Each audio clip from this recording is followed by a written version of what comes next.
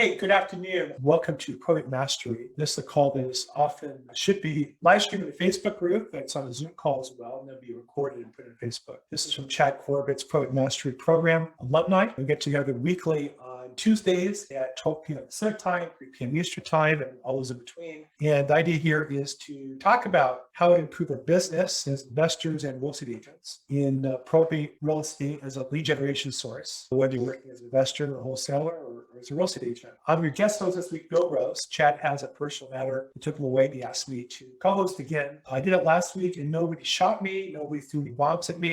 So I'm still here. I'm a substitute teacher, so I turn my back, don't throw chalk at me like I used to when I was a kid in grade school. But I took Chad's program 3 years ago as an experienced agent in real estate, but not in probate. I wanted to learn about it and took this class. And 3 years ago, relaunched my business 100%. So in 3 years, I built a business where I closed the last 12 months, 30 sales, 42 sites, and achieved top stats in my company. I'm a broker associate with eXp Real Estate in Los Angeles. And I chart the icon agent with them, as well as my team members beneath me as well, helping them build their business.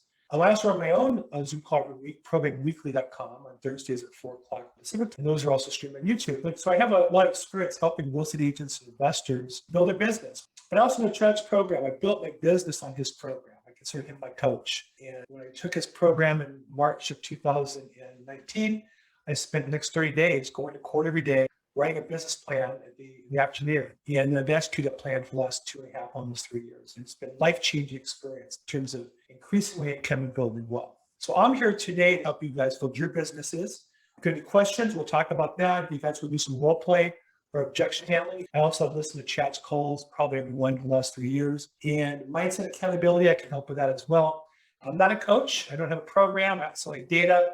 I recommend alltheleads.com and Chad's coaching both, I would say, on a daily basis. So I'm here to help you guys implement that and take it maybe from an idea, if you're thinking about it, to putting it into action and making money and hopefully changing your lives and the lives of people in your life and the lives of people that you're serving. So I'm glad to be of help. And I'll just say my personal philosophy really aligned with Chad's at the very beginning. My first coach was Zig Ziglar. He taught me you get anything you want in life if you help enough other people get what they want. So I take a probate approach. Unlike some of the other coaches that I've heard that to me come across a little slimy, like jumping on the families and almost stealing the property and buying it cheap, flipping it, and getting 3 commissions. Well, that's not my approach at all. What I'm curious to see if anybody on the call has had to deal with this, where one of my clients, their father told them that he had 4 life insurance policies, but she does not have a copy of any of them. She's here in Florida. He's up in New York, and her drug addict brothers have kind of confiscated everything. I'm trying to figure out if there is a way to find life insurance out there if you don't have the policy number or the company name. Sure. Good question. And just for anybody else who has a question, if you're so kind, not just your name, but what you do in business, or you investor, wholesaler, real estate agent, what city do you practice? Chris? Yeah, I'm a real estate agent starting to get into wholesaling. Nice. And where are you located? Orlando, Florida. Very nice. And of course, for those who don't know, generally speaking, life insurance policies are not part of probate. The proceeds usually are named to a beneficiary and don't really go to the estate. Somebody passes and the money goes to whoever's named in the policy. But it's part of the process that the administrator of the estate wants to handle because they might be receiving money or somebody else is entitled to money. Good question. How do you find an insurance policy?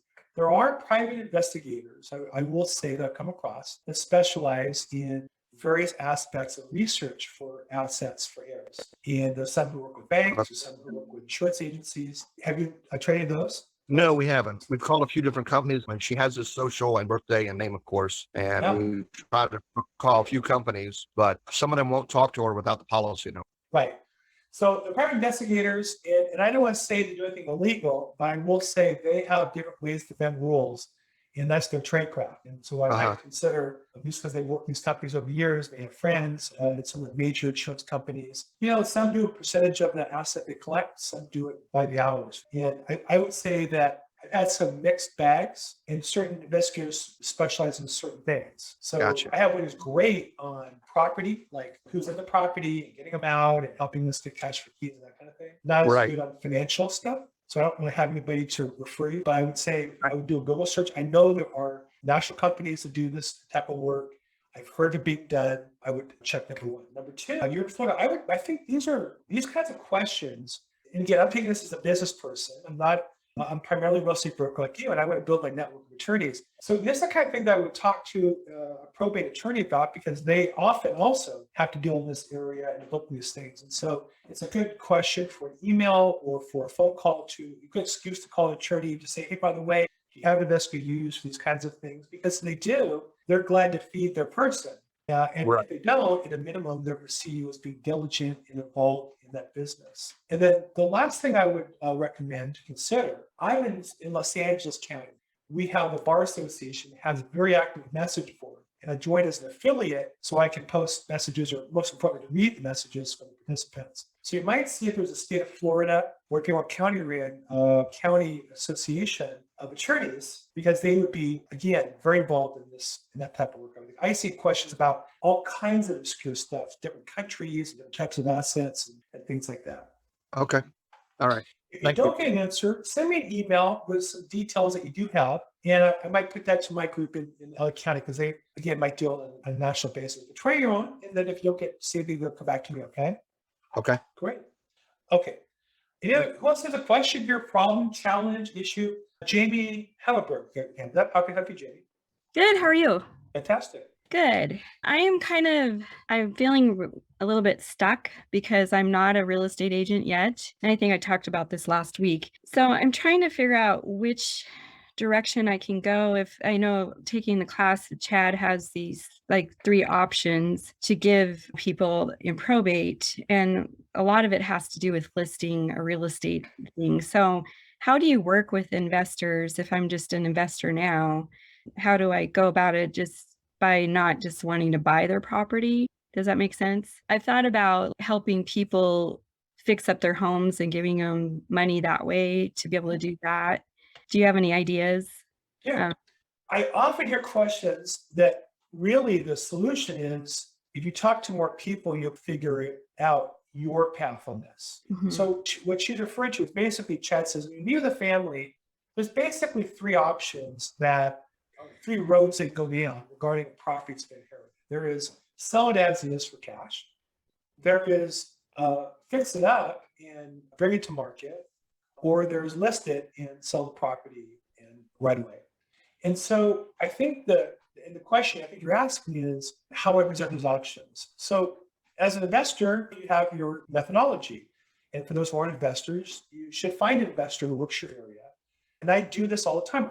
I got the info before the call, and I'm going to call after this call. I got a lead on a property and an attorney, and I'm going to call my investor after the call and say, hey, I'm blank, give me a cash price that you'd make on this property. And he'll make a cash offer on the property based on his assumptions. And so when I meet with him, I'll say, I have 3 options for you. 1, here's a cash offer. 2, we can advance you some money, you can fix it up and get them work with. We can just listen and see this, we'll clean it out, and we'll do the best we can with that. So investor option, you got to find somebody who has money, who's willing to make cash offers on a property.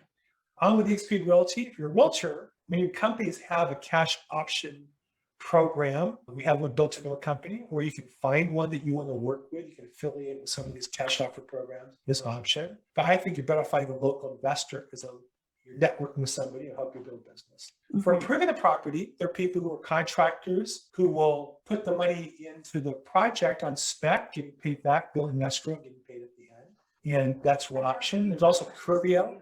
The second one would be finding a different vendor that does this. Curbio is an app that works with most agents to improve properties. There's some that specialize with estates, and then you might find a local regional option. And the third one is an agent. And if you're not an agent and you're an investor, you should find an agent to work with. And I think if you're an agent, you should find investors to work with, and you should find contractors to work with. Real estate is a networking game. And the more people you work with, the more value you bring to that relationship, I think the more successful you'll be. So you have those 3 options, and I believe you'll be always forever improving yourself in all 3. You'll find better investors, you'll find better vendors for the improvement of the property, and you'll find better realtors, or you'll be a better realtor that helps in this state. Does that help a little bit? Yeah, it does. I have an agent, I have a investor, I have a team so far. I'm building, but still trying to wrap my mind around this. The more people you talk to, the more clear your team members will fit for you, or you have to find one. But really, the only solution is to talk to as many people as you Okay, Okay. great. Thank you. And Jimmy, were you Seattle. Yeah. good. Next hand up I see is Aikman. Yes, sir. I'm out of Boston and I currently mainly work on wholesaling and signing contracts. I've been doing this for the last year and I've been doing it full time. And we have one rental property. So we're looking to start picking up more deals here in Boston and Massachusetts, Middlesex County. But my question for you is, we started building our probate business about a month ago. We've had some great traction, probably the most I've ever had in my business in Nice. a short span of time because we're so focused on one customer, one marketing strategy. And we're starting to get really hyper focused on these things. But one thing I'm seeing is because we're interacting with people oftentimes so early in the probate process, I'm feeling a little bit, I guess me and my team are feeling a little bit uncomfortable for the sit downs and asking for those meetings to essentially convert them to a client or a seller that is signed with us in some capacity. And I'll be licensed in the coming weeks as an agent to have that in my tool belt. But I can assign contracts. I can buy the deals if I want. I could create a finance. I'm very comfortable with all that. But I guess what does it look like? How do we interject ourselves into this type of relationship with these people early on in the probate process? Again, I get this question regularly. Am I calling too soon, or I don't want to call too soon? And I would say that question only comes from somebody who's not made phone calls. Because once you start calling the probate leads, I've gotten one person say it was too soon out of one.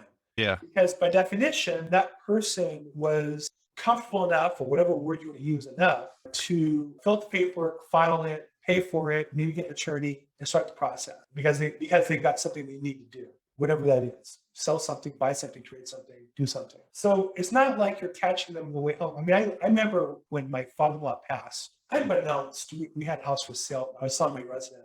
And we had an agent show up as we were getting into the limousine to go to the funeral. And we told him we really could deal with it. And there's my wife's husband, father. And the guy actually put the puffer in the handle on our garage door. That was a bit, but that's not what this is about. They filed probate. My experience is very rarely is it a problem. And that's usually somebody who hasn't made those phone calls yet. If you're talking pre-probate, that's different. But if you're talking about probate lead, that's not been my experience. Dave, I see you're in the line. What's your experience as far as calling? Can you call too early? Has that been an issue for you?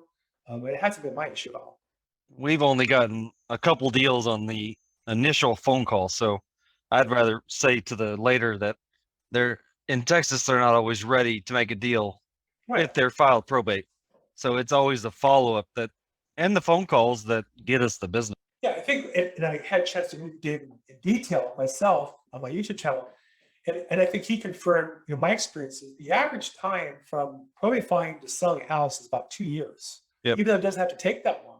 With full authority, even in California, they can sell the house in 30 days, 60 days, no problem. They often will say, we're not planning to sell the house because they think they want to fix it up until they have to fix it up, or they think they want to rent it until they rent it, or they think they're going to keep it for whatever reason, or whatever. And like every other home seller in the industry, at some point, they're going to sell the house anyhow. And so the one thing I say to you, Eamon, and your team is if you're going to be in business for a while, you need to have a plan in place to market these people for at least 2 years. I would say forever, because the more you market to them, the more viable that asset becomes. If you had a list of everybody who filed probate and haven't sold yet in your market area, in the Boston area where you are, how valuable would that be if you've been calling them regularly and or mailing them something once every 90 days or social media? That database would be worth a fortune to you. So that's what we have to think about. We're building a business. We're not just picking up fruit that's already harvested. We have to plant the trees, the seeds, we have to fertilize them and maintain them and all those things that go with building a business. Yeah, our one deal that we've done in probate was last year when I sort of saw the light in this niche, and they were a year into the process. We just caught them at the right time, and I was like, wow, like there's not a lot of wholesalers, investors that are putting people on lists for a year. So yeah, I appreciate it. In my experience, the really good ones do. The really good ones realize that marketing is a process, a funnel, and a relationship building process. And again, I would say I wouldn't spend a nickel marketing, and I'm not willing to continue that person for 2 years. I just think you're probably wishing your money to do that. Great, thank you so much. Thank you. And my wife is from Belmont, Massachusetts, so I know you're doing pretty well. I end up having to watch the Patriots most of my married life, and most recently Tampa Bay Buccaneers on house winning play. So That's been a ride till this year. it's been a ride. Good. Stephanie Worley, your hand's up. Nice to see you again. So I recently changed markets and I went from a colder area to a much, much warmer climate. And what I had originally used to really get in and meet with these guys and create some urgency was the winterization. That was, really the easiest way for me to be like, hey, we really need to get over there and start the process. So now that's not going to work. So what I've been trying is securing for storms, but I'm not getting a very good response with that. I'm still doing no trespassing. I'm still connecting with insurance agents or connecting the people with insurance agents. But I was wondering if anybody had any ideas as a way to create some urgency to get over there, get my foot in the door, start working with these people, start, letting them see, hey, I'm here to help you. I'm not just here to sell your house without going with the winterization idea. Okay. Yeah, I don't even know what winterization is. So help me with that. Anybody else have a script and methodology to create some urgency for people to move right away? They want to share. Feel free to unmute. I would say this. I don't know that really you create urgency in people. I think they're either urgent or not. I think you're catching at the right time. And That's why you need to call them every 21 days, because you're gonna miss those conversations. They're gonna want to talk to you when they're ready. Yeah, I think I know Dave, you also have some sort of text you use, but I think if you're asking me personally, I think they're going to be interested when they're interested. And I don't know that you ever change a customer. I think you catch them at the right time, not necessarily move them emotionally, but that's my experience. So I don't know if I have anything to answer. You must have any other tactic or strategy to help increase people's urgency. So on that 21-day touch, that every 21-day touch, you're just calling and saying, hey, I'm just checking in with you to see how things are going with your probate. Has anything come up? Do you need anything? What does that every 21-day touch look like? That's David's approach with the phone call as well, and postcards. Everybody I send an email to every week. And add to my social media so I can upload their phone, their address and name into Facebook and run direct to that ads at them. Do you do calling and he has a whole CRM and a whole kind of follow-up system that he uses. That's right. I'm not as sophisticated as they've been on. I figure it out every day too. So it's just about getting the correct information so you know that they're, or at least in your audience. Just yesterday, the night before, I got an email from a guy that's been in my CRM for a year and a half, and it's a $900,000 listing in the area. And he asked me, they just finalized probate and they're ready to get on the market. He told me that he's got it down to 1 or 2 agents. I'm one of them. So he wanted me to give him up. He wanted me to review the value of it and tell him what we do to market the property and how we could sell it in 30 days. I was like, yeah. So I'm working on that right now. Okay. So it's just a matter of getting the correct information, making those phone calls, and then you're not going to get every single one of them, and they're going to surprise you when they raise their hand. Couple of things, Stephanie, in the chat box is a link to a YouTube where Dave talks about this in detail. You might want to take a look at that. And then I will say one thing I do is I do track the filings. And in my case, my court, we're able to get other data, like when they get approved for the letters. Now, miller's a little different. You get approved for letters, and then you have to get the form signed by the judge. And that could be the same day, that more commonly is 30 days or 60 days later even. But from the file date to the first hearing is 30 days. It's amazing how many don't get the letters for months or even years. So I actually track all the filings that get approved, and we actually have another contact point at that time slot as well. We track them when they're filed, and we track them when they're approved, because now we are eligible to send a listing and sell now. Interesting enough, so many of them have already listed property even before they have the letters, just what that's worth. Oh, Jody Omalans? That was a really good effort, Bill. I'm impressed. That's right. Jody, what do you do for real estate? Where are you located? And I'm outside of Houston, and I'm a realtor, and I've done a little bit of investing as well. I just wanted to add a little bit to Stephanie, because it seemed like she was going towards, she felt like she had lost her element of the winterization. And maybe one of the things that you could create value is talking about their an executor or administrator's job, their fiduciary responsibility is to make sure that that asset is protected, and the insurance policy on the home will not work if the home is vacant. And so you could, have someone on your team that's maybe giving them an insurance policy for a vacant home. It goes with that winterization. Maybe it's hitting that same button for you that you're offering that for them. I did have a question though that I never really hear anyone ever speak about on here, is the difference between when you have your list of probate, How do you speak differently to an executor versus a widow as far as your verbiage in your letters when you make those phone calls? Does anyone even really notice that those addresses are the same with the executor and the actual person that passed? And do you change your language? And if so, how do you go about that? Because most of the times the widow isn't ready to leave. So I feel like it's more about just really building that relationship and offering people on your team to them. Anyhow, I would just love to hear people's thoughts on that. Yeah, great question. I think that we all have to speak sensibly to everybody and be aware when you're calling. And I would say one thing to keep in mind is, real estate agents have been living, farming neighborhoods, not knowing who's going to sell, knowing that the average person sells every, whatever it is, 8 years, I think it is nationally, 7.something years. These people are probably more likely to sell sooner for various reasons. So even if they're widowed, now we have a house that might be too big for them, too much work, too much money at some point in time. Not we do right away, but maybe a year or two down the road when they're ready for it. So I think it's critical to have in mind that you're looking to build a relationship, you're looking to get a service, and along the way the business comes to you. And I think you focus on that and you're calling to offer help them with probate. They file a probate for a reason. I can assure you they're having some problem with it. Nobody does have a problem with probate. It's just a lot of work. And if you come from being an assistance to them, it will always be appropriate. When you call them looking to get them to move out of their house so you can make a commission, you're going to have a problem. That's just always the case. Anybody else have any comment they want to share on how to be sensitive? And is there a particular scripting when you know it's the widow versus some other heir, maybe out-of-state heir? I know, Dave, you focus on the out-of-state heirs. Those are great from a business point of view. But what do you ever talk to the widows, or do you cold call the widows, or do you cold call trouble widows, or anybody else? No, I just remove them from my list because it's a tough conversation. They always want to stay, so I'll call them in a year after the probate's solved. They're not going to do anything. If they do, it's rare, and it's very hurtful to call and to act like you're doing something else to get another goal achieved. So it's better just to put all your leads on an Excel sheet. Look at the ones that are out of state. Those are the most aggressive ones you could be with.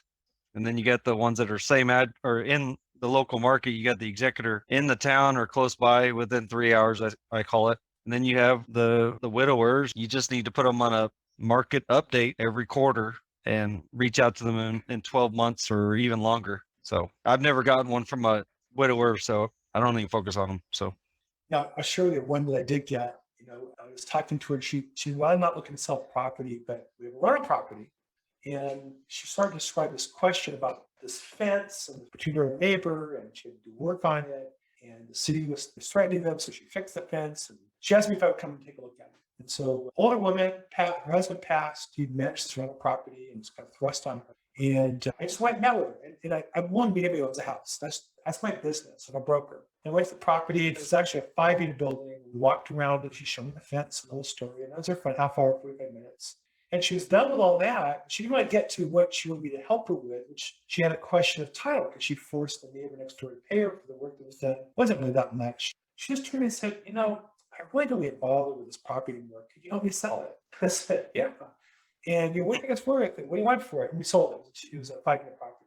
So I decided to deliver her proceeds check. She wanted a check. I picked it up, drove to her house. I remember on a Friday afternoon, tough traffic, and went to her house. And we started crying. It was like $500,000 proceeds check.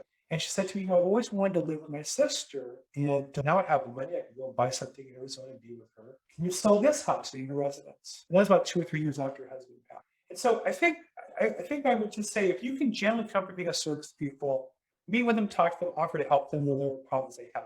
If they don't have fun, move on, stay in touch with them. But my approach has just always been to help where I can with those opportunities. Okay, Stephanie Thomas, you're back with your hand up. I can help you. Can you hear me? I can hear you now. Where are you from? Perfect. Where are you Thank you. located, and where are you located? I'm a pretty new investor wholesaler. Just started this program last week, so I haven't gotten through all the lessons, so bear with me. But a situation came up, a friend of mine called, and she is a realtor, kind of peripherally or whatever, but her dad passed a couple years ago, and I think he had a reverse mortgage in the house, and they're trying to get something out of it. She's listed it for almost ARV, but the house is in really bad shape, and it's going up for auction next week. Is there anything Is there anything that I can do to help her? Because I think she wants to get the little bit of money out. Is there some kind of creative financing strategy that might help her and the family? Any ideas, or is it just pretty much a lost cause? I'm sorry, you said investor. Where are you investor? In the Houston area? Based on your assessment of the value of the property, is there equity in the property? No, because let's say she has it for listed for 240, but the most I've seen in recent sales is 250, and that's the property was in fairly good condition, the one that sold. So there's a lot of work that needs to be done to this property. There's no way it's worth 240. How much I is think the she's reverse trying to mortgage? get what she owes to they owe 220 to the bank, and they owe 6,000 in back taxes. Yeah, I'm in California, so a lot of different here. I have Mhm. seen courts hold up foreclosures when there's reverse mortgages, as long as there's value to the estate, as long as there's equity to the estate. I haven't seen short sales because if you can deliver $5,000 to $10,000, the court will intervene for 3 days and enforce a delay, and they lose the property sometimes. Not easy to do, but I've seen that done. But if there's no equity, I'm not sure what options there are. They can't change title of the property. They can put in a tenant, but they're going to get kicked out. So you don't want to do anything illegal or dishonest. You can buy it subject to, and it's going to get foreclosed on. And then you can work with the bank, and maybe they'll take it as a short sale or work something out with you. So Yeah, I thought about that. it's a possibility to get it cheap enough, give them some value, but you're going to run the risk of losing your money. So you have to really jump on it right away. Okay, great. Okay. Thank you. Thanks, Stephanie. Sheila Chenko? Most I've been called worse. I'm out of Tampa Bay, Florida. I work as an inside sales agent for Team Vergadamo, also with the XP. But there was a question of how to talk to a widow versus someone like another relative. And I don't change it up at all. I'm very empathetic with whomever I'm talking to because they've just lost someone in their family. But with the widows, the people who have the same addresses as the decedent, I start talking to them. How long have you been in that house? Geez, you must have an awful lot of memories there and a lot of things that you've collected over the years. And then I wait for them to answer, and that's usually, yeah. What are you going to do with all of the things that have accumulated? Do you want to just keep it, or do you think maybe an estate sale would help you? And then that's how I approach the real estate. I don't really go right for the real estate ever, especially when my first conversation, because you really, like you said, it takes about at least a year, sometimes up to 2 years before they're ready to sell. Right. So why cut yourself off at that early stage when you're just there as a helper? Right. You're just there as someone who wants to assist them. I agree 100%. Again, I think the key is to be of service. That's my approach in this business. I'm sure there are other more sophisticated marketing approaches, but what attracted me to Chad from the very beginning was I legitimately call people to look for opportunities to help them. And I've helped people, and I'm sure a coach following me would say, Bill, you're wasting your time doing this. I'm sure that when I went to meet that widow at a property, my former Mike Ferry coach would have said, Bill, you have to show up with a contract, you have to show up with a net sheet, and show up with a CMA. How can you go meet a seller at their house? Because I felt sorry for her on the phone, and she just sounded helpless. Mhm. And I did it, and I got paid a lot of money for that. So I would agree with you, but the key is it has to be genuine. I think one thing David said, if you're calling, acting like you care about them, that comes across as not being genuine. And you really have to come from, I think, really come from the place of I'm here to help. And I know a lot of people that can assist you through this difficult time. How can they be of assistance? And if you do that with empathy and the sincerity, I think it comes across. Right. Okay, thank you. Thank you so much. Next up, Richard De La Cruz. How can I help you? Where you do business and what do you do? Hey, Bill, I'm over here in Queens. I've been a realtor since 2007. So this niche is really so interesting to me. I've only worked probably about 3 hours, 4 hours on the phone so far. I get an executor that gets kind of offended. The last words out of my mouth, he asked me, so what could you do for me? He's talking about fast. I said, really, whatever you like. Oh, I don't do business with people that tell me whatever you like. I said, hey, look, so boom, he just hung up right there. Before he hung up, he said, take me off your list, blah, blah, blah. I just let it bounce off me. But so he's an executor. So I don't know what to do with people like that. Should I still go to the family? And what kind of dialogue do you have with the family? Because I'm afraid, I feel like a little weird or awkward about what if the executor realizes that that's the person that he spoke to that said, delist me or whatever. I mean, like, what kind of dialogue do you have when the executor is kind of like upset and hangs up on you for really nothing. But yeah, I'll just wait and see what feedback I get from you guys. Okay, so I don't get that very often. Now, I think there's a reason why. And are you up for a little coaching here, Richard? Can I give you a little coaching on that? So I spent a lot of my career coaching real estate agents on cold calling. I think I've had more live real estate agents cold call the last 5 years than anybody in Southern California. And so what I'd say is that people don't say that to a trusted neighbor who's offering assistance. They say that to somebody they perceive as a cold caller. And you need to take that as feedback in that something in the way you present yourself sounded like the cold caller, not like the local friend offering assistance. And you need to think about how did you approach it? And there's a couple things. When we talk to people, the goal is to create rapport. How do you do that? So I did take the Mike Ferry training for years, and the cold call was fantastic. Tom and Matt for the Sons taught these communication strategies and phone prospecting. One is talking at the same pace that the other person speaks, with the same tonality that they speak, making sure they're heard, repeating what they say so they know that you heard what they had to say. So there's a whole series of skills that end up creating a person communicating effectively that will reduce the incidence of that happening going forward. Now, with that particularly, I would just delete it. Why trouble yourself with the possibility? All that stuff in your head, just rattling around, just delete it. There's 50 other leads, go on to the next one. Learn your lesson. And I think all of us, whenever we have a failure or we have a setback, we have to go back and say, what did we do wrong here that we can correct next time? And I would say that it sounds to me, just by the way you're asking the questions, that you didn't create the rapport of the conversation that would distinguish you from each other. If all you have to do is call the phone number and read a script, we're all out of business because there's people around the world that will do it for $4 an hour. The reason I'm better when I call them is on me, and I connect with people. And it's an important skill in this process of sales.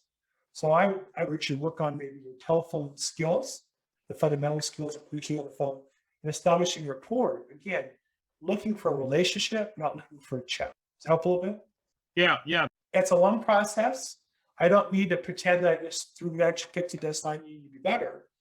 We all need to constantly work on our skill of communicating more effectively. I'd say for you, it sounds to me like that's a fundamental piece that you don't get to skip that because you're working in the probate area. I spent, I think, 3 years as a real estate agent focused on expired listings. So every day I called for 3 hours, people were expired. And they can be really rough. When I role play before those calls every day, my role play partner, our agreement was we swear at each other using the F-bomb on purpose. Because if we practice that, then we would be more comfortable if it happened in real life.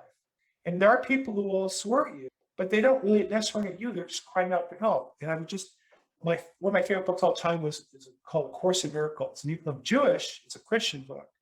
Fantastic, amazing text.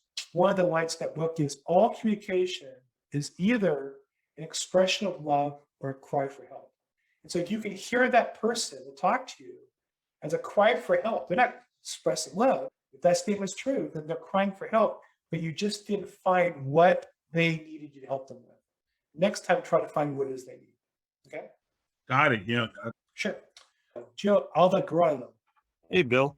Gio, San Diego, California, and I'm a realtor. And my question is, it's related somewhat to Richard's question initially. And, we focus on the list, we focus on the executors, the PRs on our calls. And the question is, do you see any value in, for instance, executors usually the closest relationship, not always, but typically. So they might have a higher involvement in the emotion. And when we call them early, I might get the response that Richard got. But is there value in calling beneficiaries additionally to uncover possibly scenarios that may help us on a follow-up call to an executor? So I've not done that, but if you just think about logically, you're talking to people. So I would say that it's probably more valuable than cold calling if you're a real estate agent. Like, what's your alternative? As a realtor, what are you going to do to develop business? Or as an investor, what are you going to develop business? Generally, when you're building business as a coach, I recommend you spend about 3 hours a day doing business development. If you're on the phone, that either means calling your past major clients or cold calling. That's all there is, either warm or cold.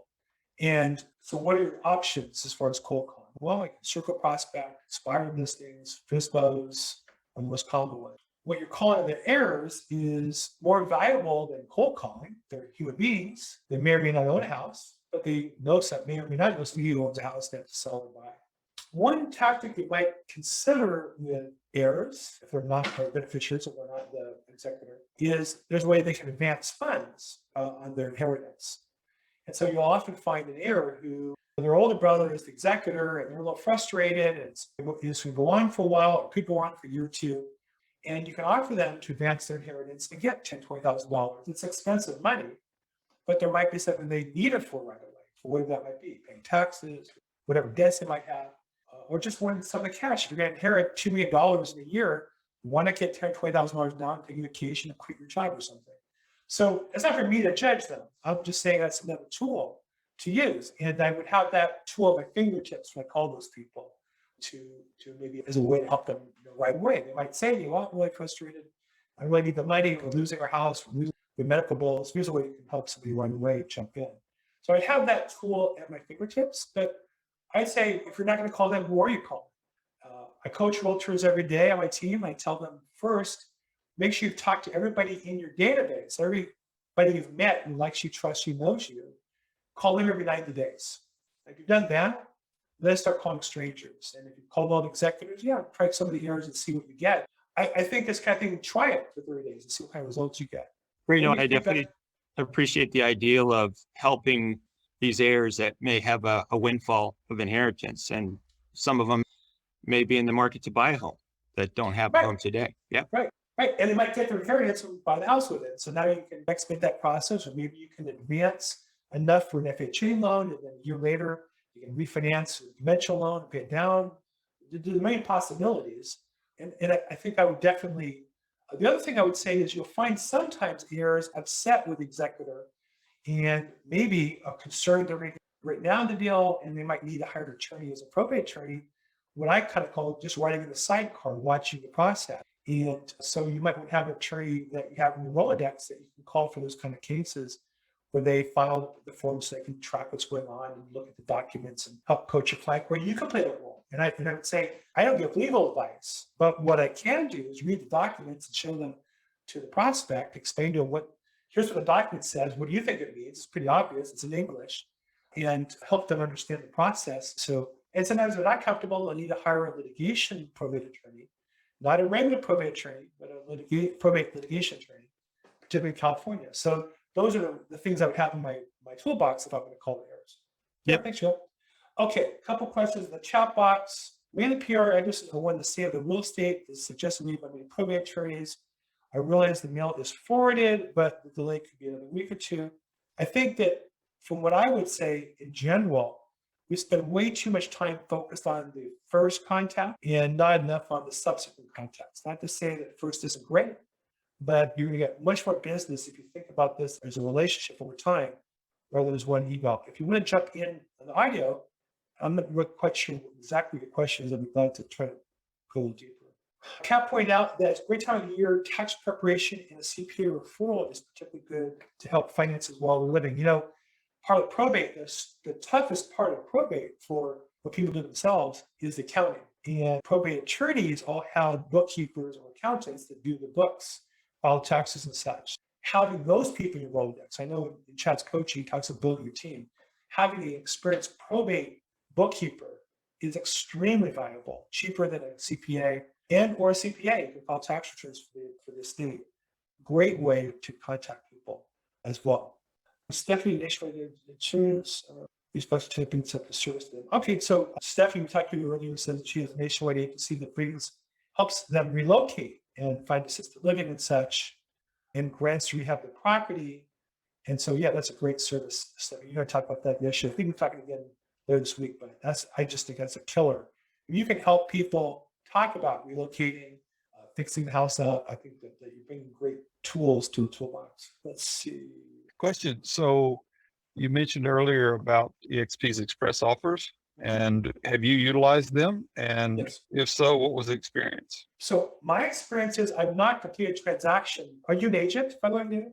Yes, about 4 months in, and I looked at the program, but I haven't started to utilize it. And now that I've come to this with Chad's program, I want to see how I might fit that in as a piece of the puzzle. So I'll just share with you guys what he's asking about. We have a in-house program that basically is an iBuyer. They'll buy cash, send and see. Our process is a little different, where rather than a third party being the iBuyer, like Open Doors or Zillow was before they quit, that we represent the seller. We go into the house, we take pictures, we fill out a questionnaire, and then from there we have investors line up who will bid on the properties and make offers, competitive cash offers on the property. I'll tell you, before I joined EXP, I put together my own little version of that, a few little investors, and I was training the agents on my team that when they met home sellers, they can make a cash offer, and we get an offer within 24 hours, because I know investors who within 24 hours would be willing to make a cash offer and a competitive price cash offer if they had photos and some basic information about the property sent to them. So whether it's you do that on your own, or with EXP, we have a really nice questionnaire that we go to the house with and fill out and then take photos. And I'll be honest with you, I put some into the EXP system and got offers, and I actually found a higher price offer for the investor I work with on the same property. So the seller turned down the offer from Express Offer. I think it was like 470, but I was able to get 480 from one of my investors. And having done all that work, it was easy to send to my investor the checklist and the photos. So frankly, I use the marketing material for Express Offers, which I think is really good. I use their process. I'd be glad to put it inside if it fits the criteria of the buy boxes they have. And if it doesn't, I have local investors I work with as well. So I put in offers. I've never sold anything through them, but it's an amazing program. It's an amazing tool to have. And I'm just showing you a statistic. If you go and research the finances of Open Doors, and there's a couple of those companies, and Zillow, look at their records, they'll tell you that they actually buy 2% of all the homes that they bid on. So for every 100 houses they show up at, they only buy 2. And as an agent, that can be frustrating. And there's a variety of reasons why. I had a lead call me up to compete with Zillow, but they had a tenant in the property. Zillow's not going to buy the property with a tenant in there. And Zillow's not going to help them get the tenant out. I sat down with them and we talked about a game plan to get the tenant removed. So I think that you want to be in discussion, and this just goes back to, I think, David, the same point, which is coming from being a service to the client. The client doesn't care if Express Offers or not. The client wants a competitive offer on the property. If you have your own sources, use those. If you don't, use Express Offers. If you have something not in a certain area, right? If the property is near where I live, I got investors all over the place. When the property was in Riverside, I had to use Express Offers because I don't have investors up there that I know personally as well. So to answer your question, great program. Recommend highly for the EXP agent to get certified to be an Express Offers agent and learn the material, learn the process. If you're not with EXP, I'd love to talk about joining, but more importantly, find investors that you can bring those leads to. For me, I feel like I want to feed my local investor because they can feed me back business in the future. So that's why I work a lot with investors and wholesalers by trying to find them property, and then we list them with me and they bring me other deals as well. So Yeah, it did. And so basically a good hybrid model of using both that and outside investors as well. Whoever brings the highest price is best for the client. Perfect. Yeah. Thank you for that. Once you put it into the Express Offers, if I'm going to go that route, I'm not going to show up to somebody else until I get their price and take it to a seller. Someone says yes, I'm going to go through with it. In fairness to the program. If, however, they come back in a number and someone says no and they want more, then now I know, okay, you won't take 480. What would you take? 490. And we have 3 offers at 480. Okay, you went 490. Let me see what I can do for you. So I can shop around a little bit. So I would not want to misuse the Express Offers program. They put the time in. I want to give them a fair shot. But because I'll move very quickly. If they like the property, it's going to go. Yeah, very good. Hey, and thank you for filling in for Chad. This is my first visit on here. I signed up for the program 2 days ago, and you're doing a great job. Thank you. Very informative. Let me ask you, if I put you in the spot, you can back off. If you signed up 2 days ago, what have you done so far? Were you in the execution part of the process, or are you still? Of the 3 different sessions that are in the videos, I've gone through 1.5. I'm halfway through the second part. I just did that in a couple of days, but I fast track everything like that and just take notes and so forth. And of course, then I'll go back and review it again and again and that sort of thing. But yeah. My best advice on that would be make sure that after you're done with digest it, you write a plan that works for you, because it really gets down to what your assets. There's a lot to be done there, but you got to find a plan that's will help you. Yeah, and I'm in a small town, 25,000. So the courthouse here, we have 70 people pass away annually in this area. So it's not a huge market, but then I've got smaller rural areas. And so I'll figure out how to work all that by going to the courthouses. I've done that in the past, but I didn't have a program built out. And this is going to help me do that. Great. A lot to pay to David and help see down the road. Okay, we're top of the hour, so I think we're going to wrap up here. Been an honor filling in for Chad's Probate Mastery Program. That's every Tuesday at 12 o'clock, same time, 3 o'clock Eastern. I'm Bill Gross. I'm the substitute teacher today. It's been an honor and pleasure. Look in the show notes for contact info and some of the questions that we asked today. If I can help, feel free to reach out to me personally. Thank you, everybody. Making a great day today. Thank you so much. Thanks, Bill. Bye-bye. Thanks, Bill.